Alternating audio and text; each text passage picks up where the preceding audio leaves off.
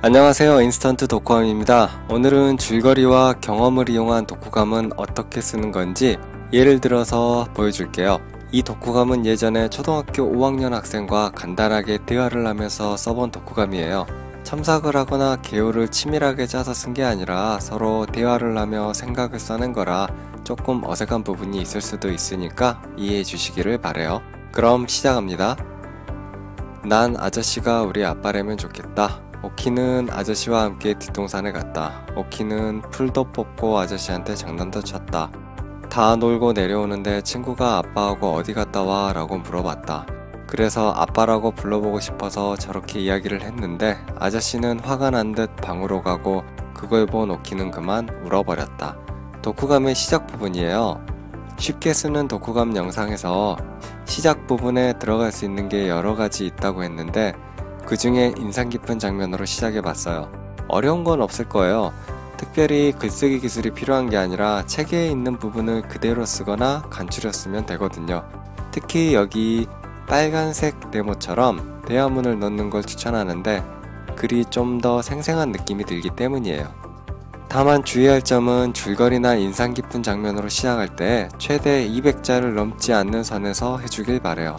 그 이상 넘어가면 단순한 줄거리 요약 독후감이 돼버릴 수도 있거든요.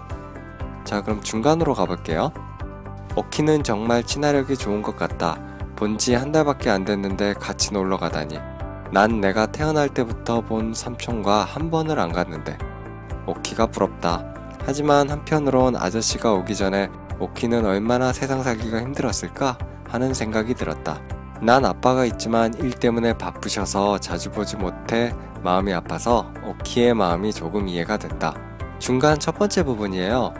우선 빨간색 네모 부분에 오키의 친화력이 좋은 것 같다. 이 부분과 파란색 네모 오키는 얼마나 힘들었을까? 라는 부분으로 나눌 수 있어요.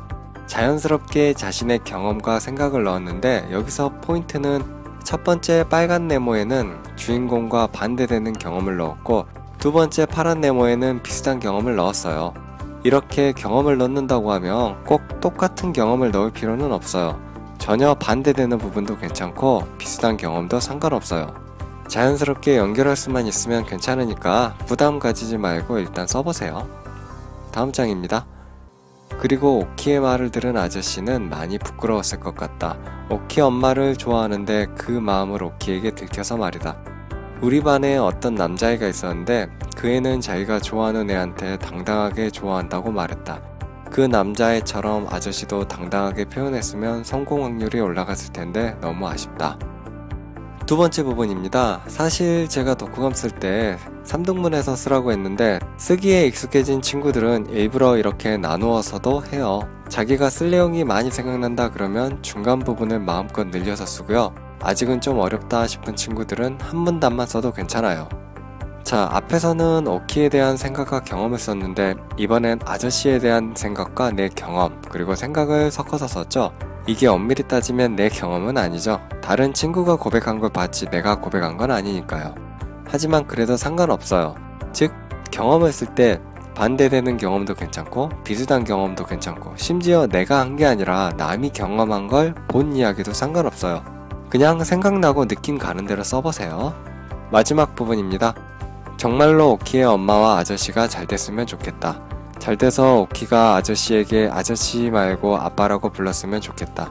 나는 앞으로 좋아하는 남자애가 생기면 당당하게 가서 말할 것이다. 실패해도 괜찮다. 남자는 이 세상에 엄청 많다. 여기는 책 내용에 대한 바람과 내 결심을 섞어서 썼죠. 뭔가 감성이 갑자기 넘치는 느낌도 들고요. 금마무리한 느낌도 있네요.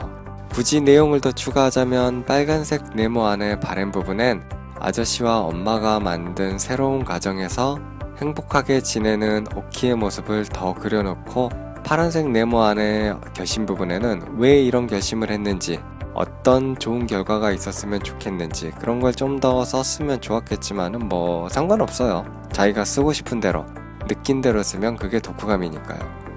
자, 이렇게 독후감 한 편을 간단하게 써봤는데요. 어때요? 솔직히 다시 읽어보니까 좀 어색한 부분이 있을 거예요. 처음, 중간, 끝 하나씩 넣고 보면 괜찮은 것 같은데 쭉 이어놓으면은 어색한 부분이 항상 있어요. 하지만 뭐 어때요? 우리가 엄청 대단한 훌륭한 글을 쓰려는 건 아니잖아요. 자유롭게 쓰고 싶은 글을 쓰는 거지. 그리고 글은 여러 번 써보고 여러 번 읽고 여러 번 고쳐야 점점 더 완성도가 높아져요. 한 번에 짠 하고 쓰면 어색한 부분이 반드시 있죠. 일단 오늘 어느 정도 썼으면 놔뒀다가 내일 시간 날 때 다시 한번 읽어보고 고쳐보세요. 만약에 어색하긴 하지만 그래도 어떻게 고쳐야 될지 잘 모르겠다면 학교 선생님이나 부모님께 물어보고요.